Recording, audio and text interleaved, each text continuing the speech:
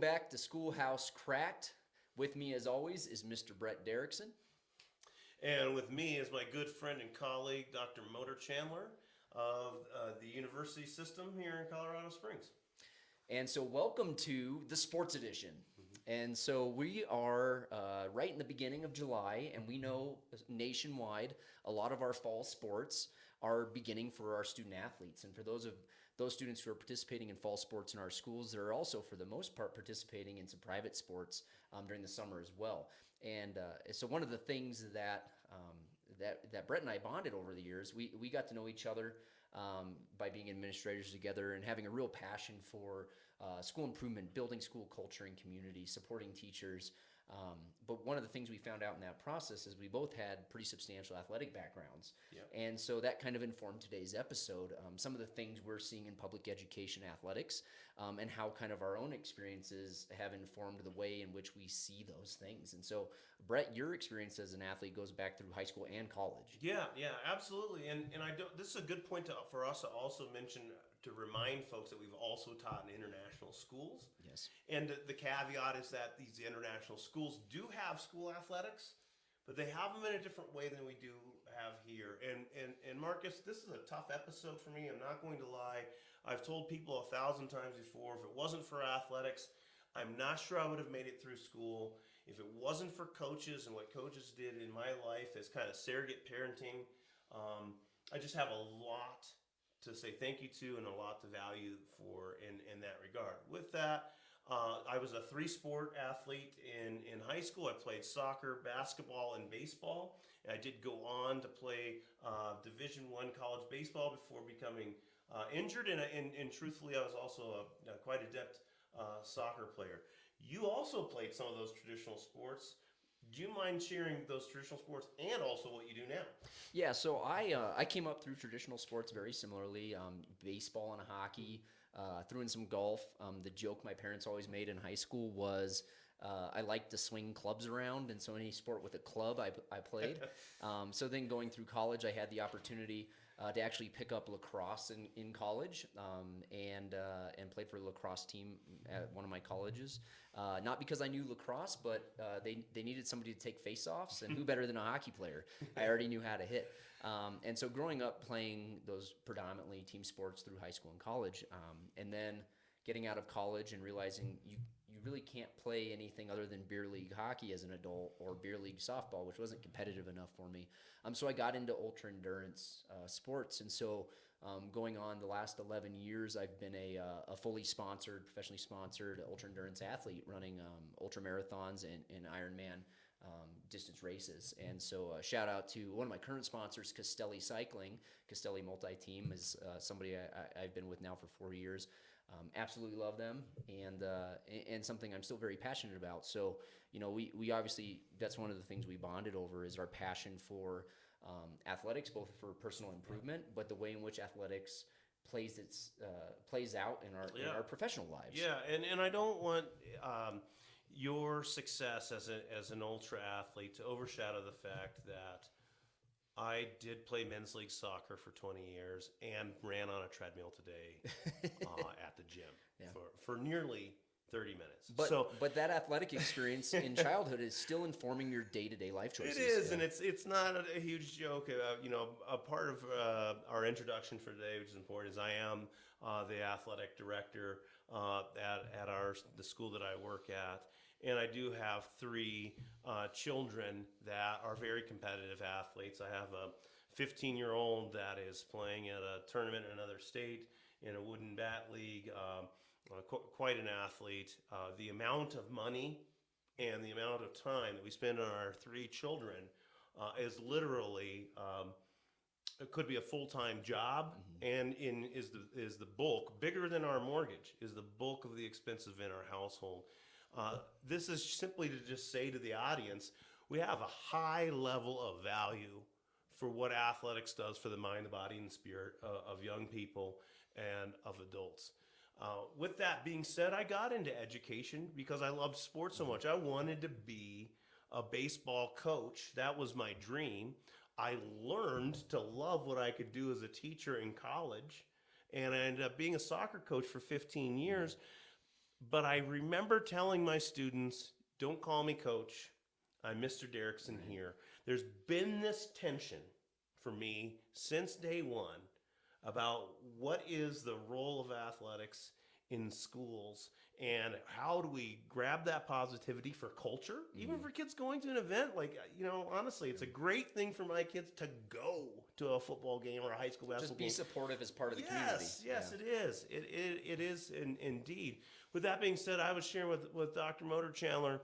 I'm a Big Ten sports fan. I'm not going to get necessarily into the school our family supports, but it's been good for our careers and our lives. The institution changed the career pathways of 3 generations of people in my family. With that said, as Big Ten football fans, I don't know if the audience knows or cares, but University of California, Los Angeles, and University of Southern California are joining the Big Ten Conference. What this means, and this sounds really cheesy, is Rutgers in New Jersey, who's a part of the Big Ten, and UCLA in Los Angeles will be playing competitive athletics against each other. 4 time zones away. Right. Yeah. So student athletes are now traveling that distance to get out of their region to compete at the highest level of education in our society. If you guys do or don't know, UCLA and Rutgers are premier academic institutions. So what does this mean, Dr. Motor Chandler, to what we do, which is working and caring about and thinking about community public schools? Yeah, and that's something that I've kind of changed several times over in my time in public education. As a young educator, as a young school counselor, I absolutely loved going on a Friday night to the football game and supporting the school and sitting with my teacher colleagues in the staff section. And it was just fun. And as I progressed through public education and became an administrator, you start to see all these things that are happening behind the scenes that parents, I don't think you always see.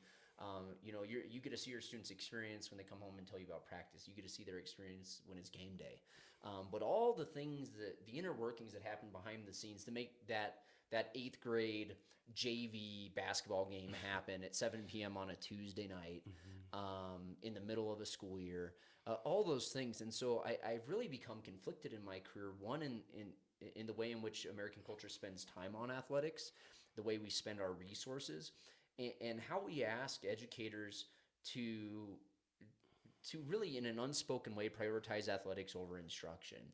Whether or not, we'll say in education we value the student athlete. I firmly believe that. They're students first, absolutely. And everybody else will always say that.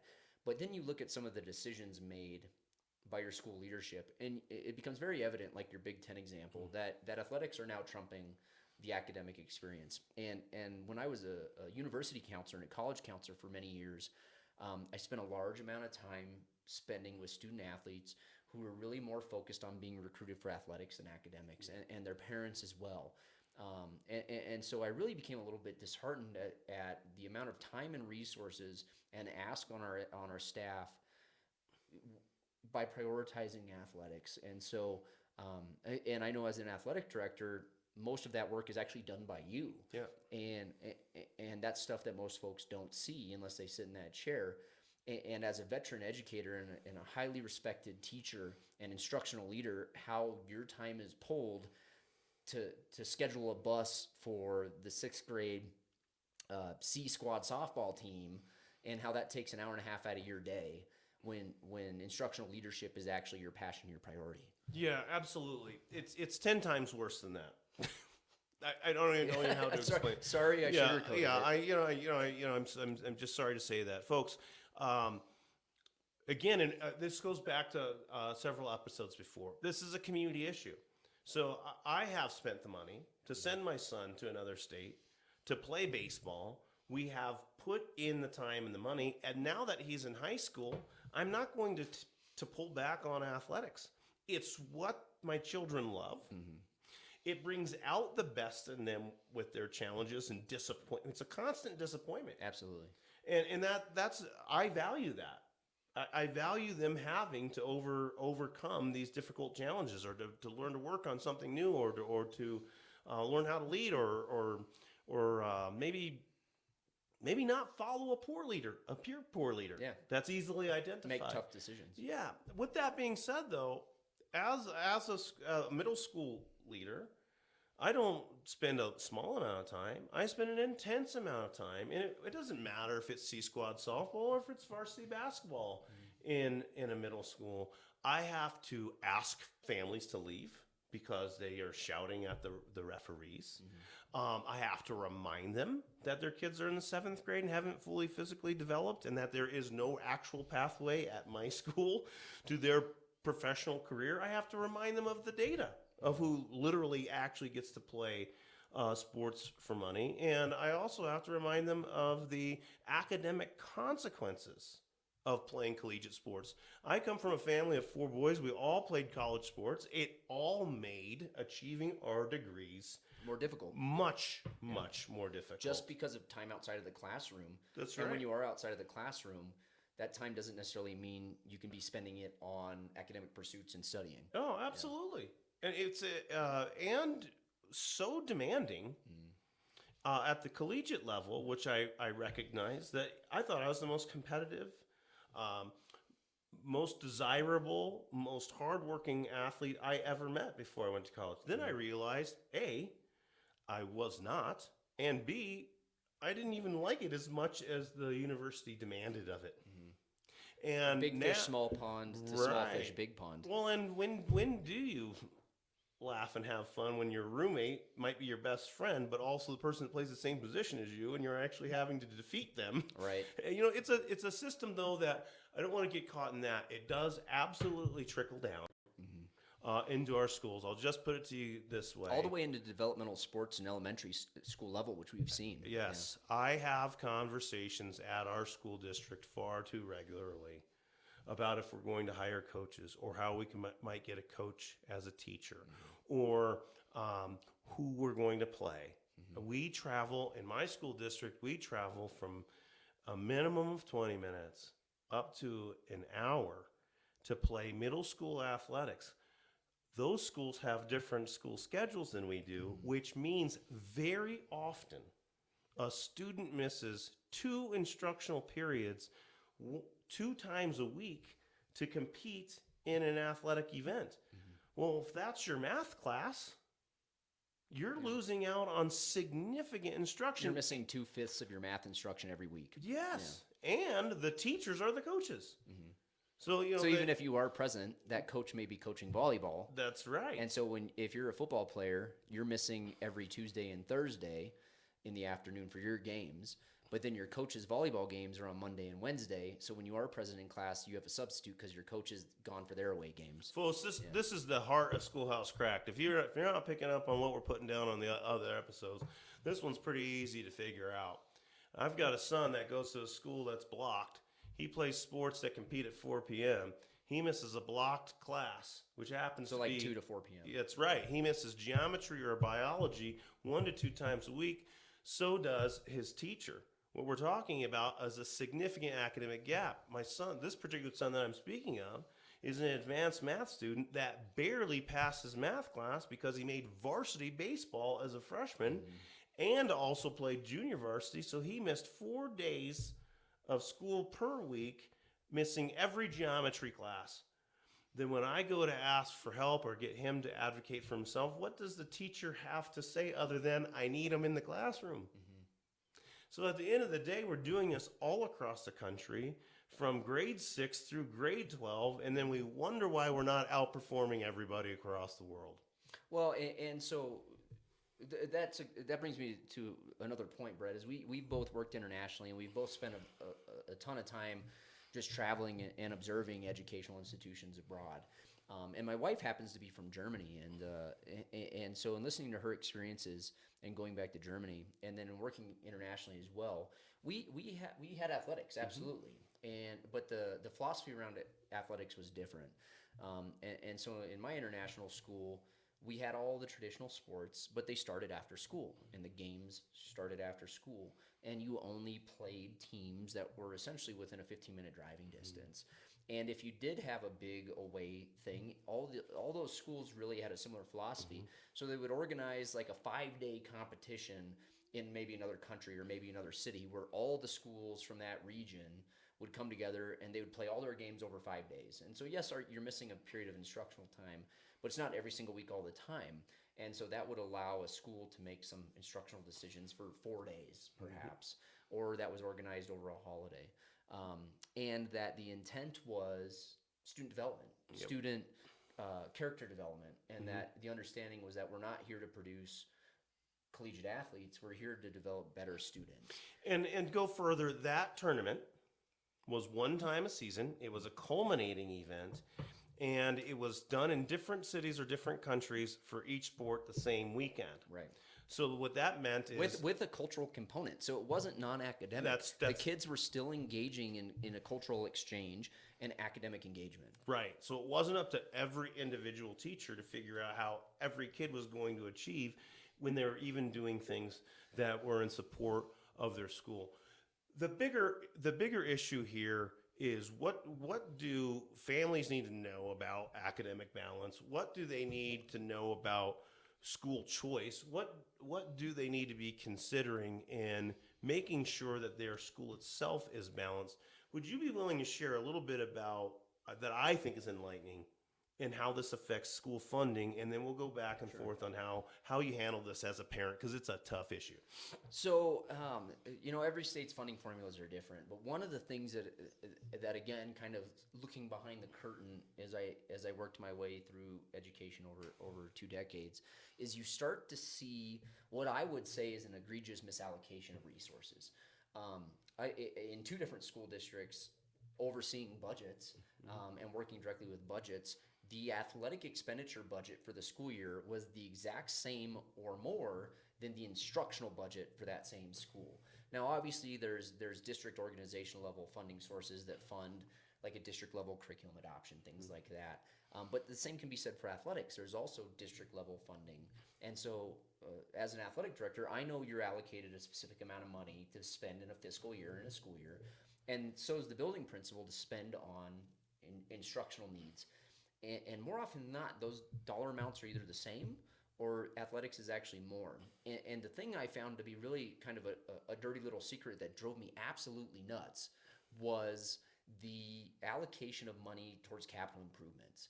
And so going back to our last episode on teacher shortages, one of the things I saw is that you'd have a brand new teacher and not enough classrooms. So these teachers are floating in their classrooms, meaning they're teaching in 5 different classrooms and they change every period, meaning the school needs to build new classrooms. There's money within the budget allocated towards capital improvement, meaning building things.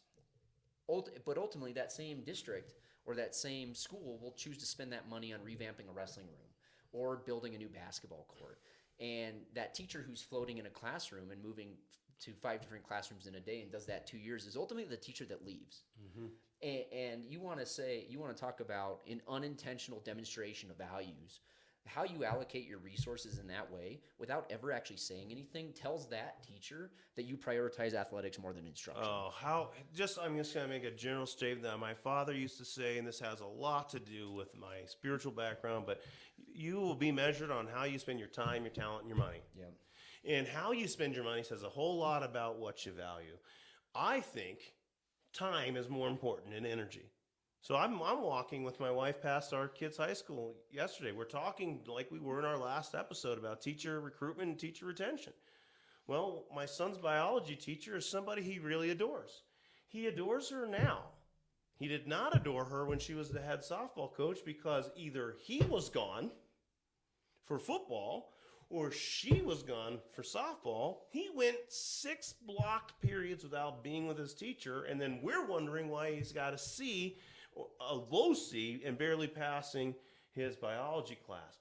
When she's out of season and his season changed, it turns out that she's a really good instructor who holds together the classroom pretty well and one of his favorite teachers. Well, now I look on their job posting site, and as the head softball coach, who's only like 24 years old, that teacher has to hire 2 assistant softball coaches. So this young person, whom we adore, who has the same values as us, used her athletic prowess to get herself some money to go to college, and now she's putting her time, talent, and energy back into education.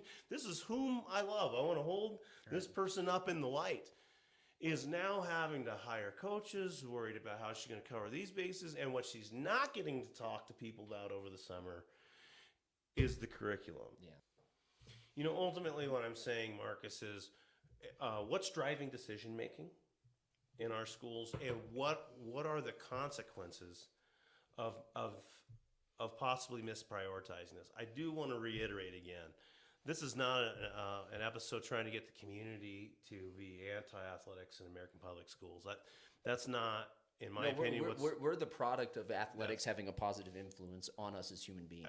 Absolutely, but we've called it about the concept of being behind the curtain, and the truth of the matter is families need to understand the consequences of a country that is so dedicated to sports being married to school that we have absolutely blurred the lines between what the purpose of the organization fully is. And that's something we've agreed on for some time, actually. Right, and what do you do about it?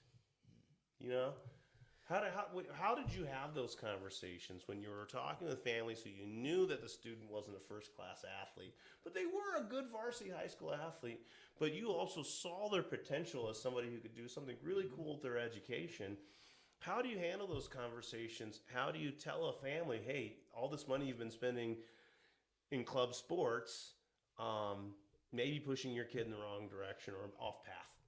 Yeah, and so back when I was a college counselor, university counselor, I like to use metrics and statistics, and so the NCAA does a great job of publishing the likelihood of you becoming a collegiate athlete based off the number of participants at the high school level. And so I would always root it there. And then there's also biometrics. Like, I very specifically remember a conversation with a family who was incessant that their student was going to play collegiate basketball, and he was 5'9".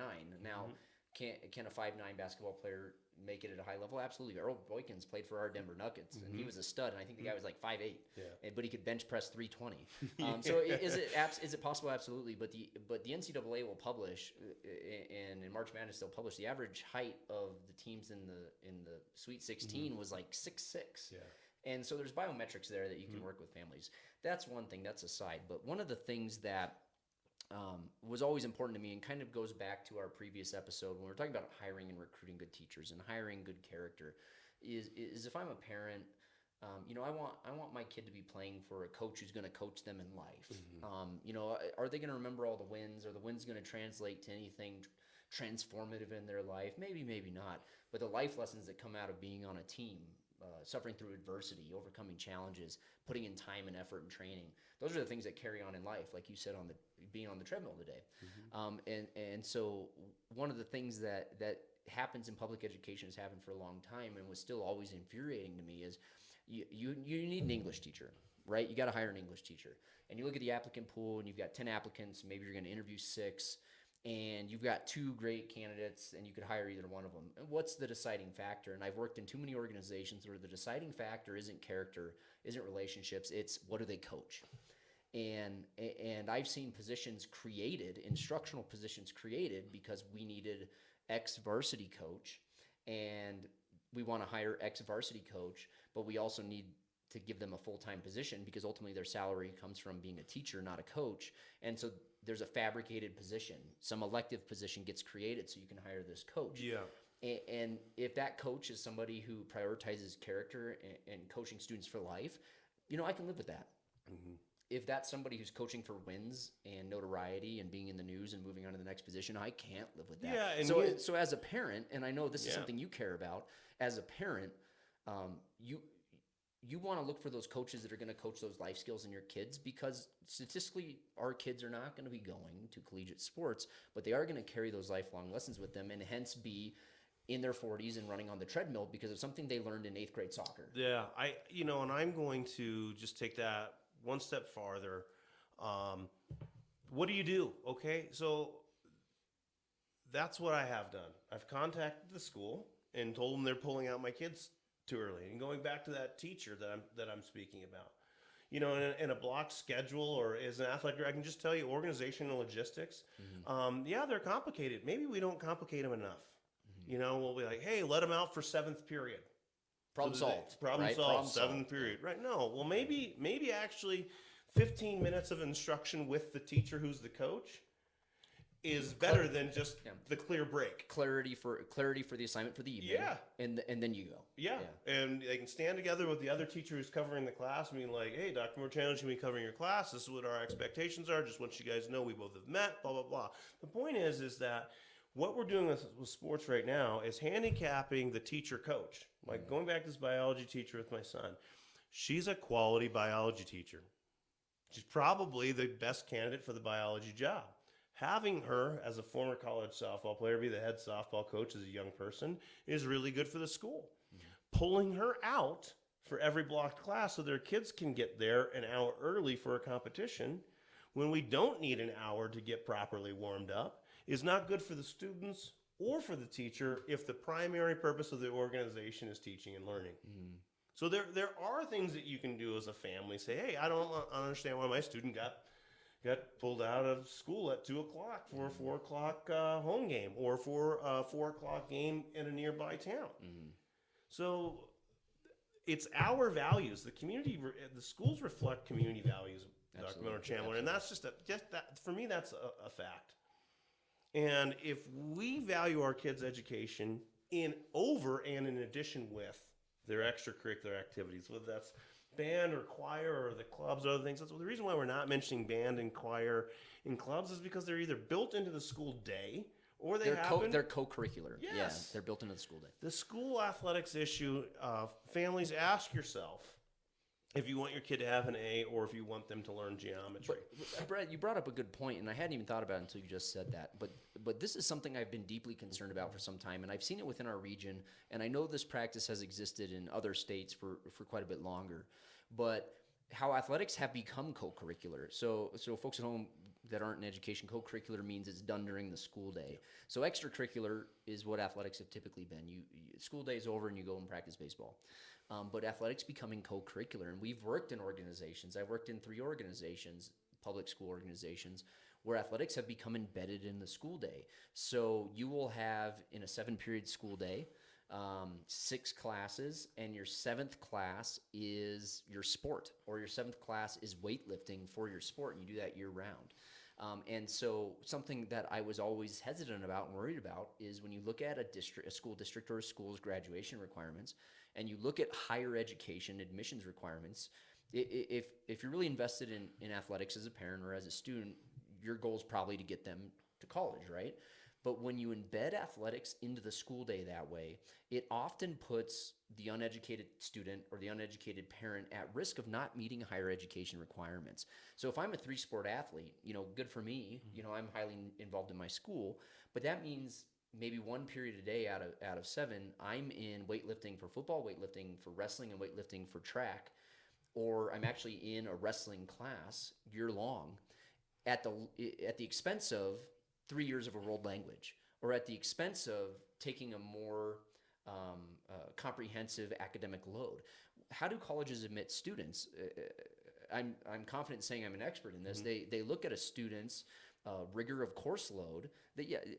With holistic admissions coming to fruition during the pandemic, SAT, ACT, they're looking at that, but through a more holistic approach, they're also looking at what you're involved in, and did you take a challenging course load that was available to you based off of what was available in your school. And if they look at your transcript in comparison to a peer from your same school, and they see that maybe you're missing an entrance requirement because you did all athletics, sometimes that will actually hamper admissions. Not always, obviously. It's school contingent and it's district contingent.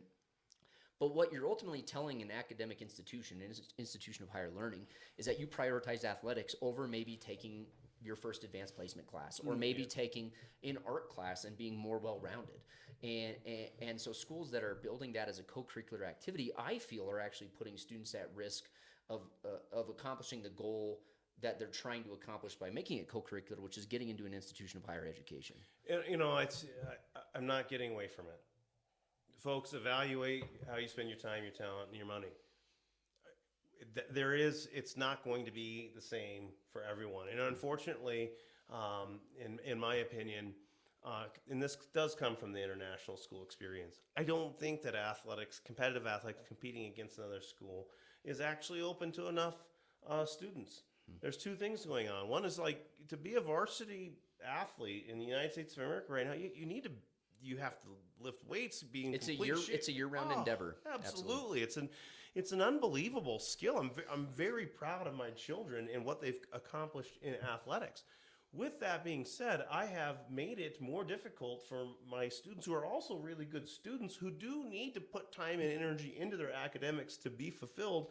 I've put them in conflict with each other, and the culture that we exist in dictates that. I'll just say it flat out. In our area, we've gone from when we were growing up, you could play any school in our city's big. Colorado Springs is a big city. You could play any school in varsity athletics and have competitive experience. It's over.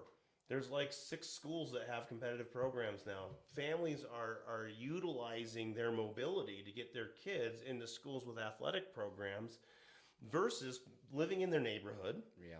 playing for their school, allowing their kid to feel the disappointment possibly of being the best player on the team but losing some games. And the whole point is like, what do you really want? That's the question I'm posing to student athletes, to families, and to schools. What do you really want? Because we are saying we're out of balance. We're out of balance financially. We're out of balance with our time.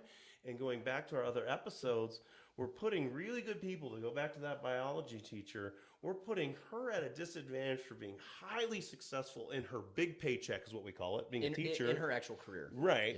Yeah. And over prioritizing her small paycheck, which is being the coach.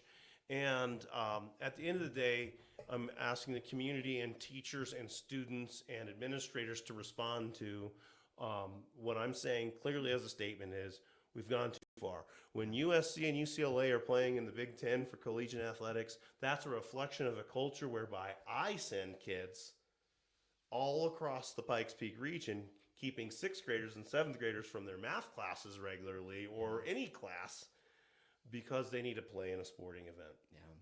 Yeah. And you brought up that point with that young biology teacher, and it's something that I've only recently in my career been mindful of. Is we talked about in our last episode asking teachers to do a lot, asking fewer people to do more, and we also addressed pay for teachers. And so ultimately, why do a lot of new and young teachers take on coaching roles? Is it because they have a passion for middle school volleyball, softball, and track? And I would say about half the time it's no, but it's because it's an additional stipend, and it's potentially 3 additional stipends. And we worked a couple years ago with a great young teacher, and we needed an assistant basketball coach, and he had no basketball experience, but he was willing to do it for the extra stipend as a first-year teacher. And so, do they need that additional money? Absolutely. I think we should be paying them more, and they shouldn't have to take on an additional duty to make that money. But what that does is it pulls them away from their primary responsibility, which is teaching. And that's why you see a lot of mid-career educators step away from coaching, because they no longer need that money because they've advanced through the salary schedule, or they've become married, or they become more financially stable. And we know a great former Division I runner who was an amazing track and cross country coach, an amazing electives teacher, who after 8 years stepped away from coaching because they didn't financially need to do it anymore. Yeah. And I think that's one of the reasons we burn teachers out too, is they take on these extra duties because they need extra money. When I went to an international school, I was flagged to coach basketball. Had I played basketball pickup in a gym before? Absolutely. Do I know the rules? For the most part. But why did they put me into basketball? I happened to be the only American in a British school, so the assumption was I knew basketball better than some of the British folks. And yes, it was an additional stipend. And yes, at a young point in my career, I said yes because that extra money was very nice. But again, that was a fractional philosophical difference from what we experience on a day-to-day basis in the K-12 experience in America. And I'll put it clearly this way. My experience as a coach at an international school was that I was restricted to 2 practices per week at a total of 90 minutes. Yep, same, actually. And do we play higher competitive sports here in Colorado than we did at VNTN International School? Absolutely. But at the end of the day, I never pulled a kid out of class early. I was never pulled out of class early. And we sure as heck had fun. Yeah. They got in shape. They kept in shape. I coached them as hard as any American would coach any kids, but at the end of the day, we simply had less time. Like and that time and energy was allocated to what my primary purpose was, which was to help these students from all over the world learn complex ideas and to apply them in a meaningful way. This is a podcast about schools. And it is about teaching, it is about learning, it's about all of the things that we learn and we do. And what we're saying here clearly is our obsession with competitive athletics has become a big crack in the foundation, and we need to figure out how we're going to adapt. And so those little things at the school level and at the classroom level, and I've always appreciated when those things were brought to me by a teacher or by a parent. I was really excited on very rare occasions where a parent would come to me and say like, "Hey, my kid's game's at 5 p.m. at a school 45 minutes away from the school. Why are they getting out at 1:30?" And to be frank, there's no good answer to that as an organization. Saying busing schedules is not sufficient. I think it's on us as educators to find solutions. So, well, if there's a busing scheduling issue on a Tuesday, which means these kids have to leave at 1:30 for a 5 p.m. game, I'm going to move the game. Yeah. Or I'm going to cancel it. Yeah. I can move that game to 2 weeks from now. I can so where they're only missing 30 minutes of school. It also comes down to how you allocate staff. More often than not, schools give their head coaches the last period of the school day off so they can not miss instruction and plan for their event, like the varsity coaches. But they don't do that for the young assistant coaches. They don't do that for the first or second year teacher that is the assistant coach. And I to be frank, that's backwards. If you're a varsity coach, that tells me you've been around for a while. And you can plan an appropriate lesson. You can plan appropriate work, a sub-plan. But that first-year teacher, they're going to be playing catch-up for 3 weeks because they missed 2 days of instruction, 2 periods the week prior. And so some of it is just organizational decision-making. And like you said, the way we spend our time, talent, and money, and the way in which we make our decisions, even if we don't directly communicate our philosophy, the decisions we make communicate it for us. Yeah, and whether intentional or unintentional. I agree, but I'm going to put this one right back onto the community. And as the athletic director, I'm just going to say right now, hey, I analyzed this fall schedule. I'm going to cancel 2 volleyball games. I'm going to reschedule 1 so that they're back to back. And let's see how the community responds to that. The truth of the matter is, and the trade-off is they're missing less instruction. Right, but I'm still telling you, that's going to cost me an hour and a half of the day. You're going to be taking phone calls all day, right? Yeah. And we operate our school athletics inside of a league, and the point is that again, I'm saying we have a cultural conflict here. What do we value as a school, and as an athletic director, and as a former athlete and a teacher? I have school-based values, but I don't know that I can tell everybody, hey, we're going to play 2 less games than the other team in our school district because it doesn't fit into our academic schedule. Do you have my back on that? Well, and that does look different at the middle school level than the high school level, where league rules dictate your schedule. Well, right? that's even worse. But because then you have a group of schools across organizations that are communicating the same thing, demonstrating regionally the same values, which aren't valuing instruction. And that's exactly what I'm calling out. The high school, we get that. League championships, playoffs. These are, gosh, man, I lost biggest disappointment in my life. One of the top 10 is losing in the quarterfinals of the Ohio State baseball championship. Yeah. Still to this day, I'm pathetic to say that, but it's true. But at the end of the day, though, still, that transcript is important to my son as well. Yeah, he's absolutely a star athlete, and he's missing class, perpetually. Mm-hmm. So I can't have both the league championship and the instruction that I want for my kid.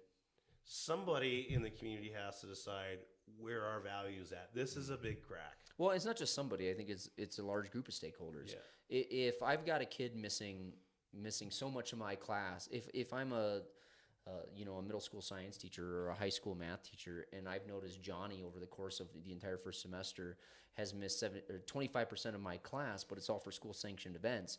That's 1/4 of instruction they've missed for school-sanctioned events. That's, as a teacher, a conversation I would appreciate having been brought to me as an administrator, because it means whether intentionally or unintentionally, we're miscommunicating our values. And so whether that's coming from teachers or whether it's coming from parents or whether it's coming from both, and heck, I've even had students say, like, I'm missing too much time out of class.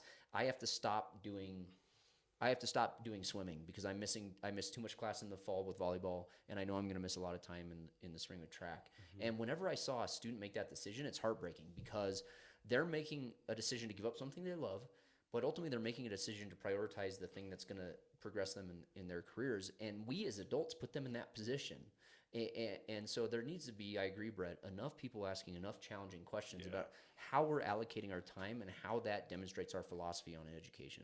Yeah, that's just kind of where I want to end on it. That's where I want to ask people in our audience, student athletes, non-student athletes, students that have made tough choices, maybe students that are locked out of the opportunity to play sports because they're just not good enough, but like the star has to play every game. Really, I'm not sure.